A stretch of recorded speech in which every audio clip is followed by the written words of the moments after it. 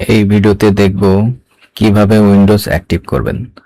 অনেক সময় উইন্ডোজ দেওয়ার পরে এরকম অ্যাক্টিভ উইন্ডোজ লেখা থাকে, তো এটা কিভাবে আমরা রিমুভ করতে পারি। তো তার জন্য একটা সফটওয়্যার দরকার। তো আমি আমার এই ফাইলটা আমি আমার গ্রুপে দিয়ে রাখবো, যাদের প্রয়োজন গ্রুপ থেকে নিতে পারবেন। তো প্রথমে আমাকে যেটা করতে হবে, আমার ইন্টারনেট কানেকশনটা অফ করে নিতে হবে। তার জন্য আমাকে এখান থেকে নেটওয়ার্ক অ্যান্ড ইন্টারনেট সেটিং, এখান থেকে অ্যাডভান্স নেটওয়ার্ক সেটিং, এখান থেকে এটা হচ্ছে ডিসেবল করে দিবেন। তারপর এখান থেকে আপনাকে যেটা করতে হবে, রিয়েল টাইম যে প্রোটেকশন উইন্ডোজের, তো সেটাকে আপনারা অফ করে নেবেন। এখান থেকে ম্যানেজ সেটিং, এখান থেকে এগুলো সব অফ করে দিবেন। তারপর যেটা করতে হবে, আপনাকে এই ফাইলটা জিপ রয়েছে এটা আনজিপ করতে হবে। তার জন্য এখান থেকে এক্সট্রাক্ট ফাইল,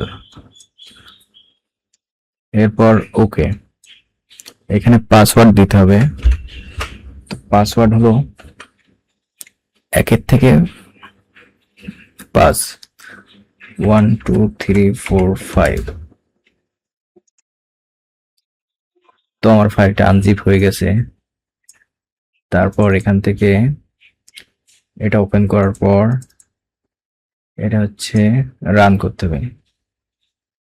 তো আমি এটা রান অ্যাজ অ্যাডমিনিস্ট্রেটর,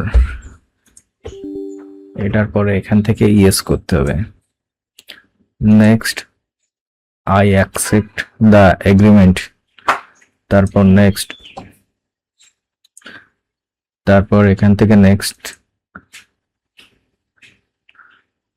তারপর আমার ফাইলটা ইনস্টল হয়ে যাবে। তো দেখুন এই লেখাটা রয়েছে, এটা চলে গেছে এখন।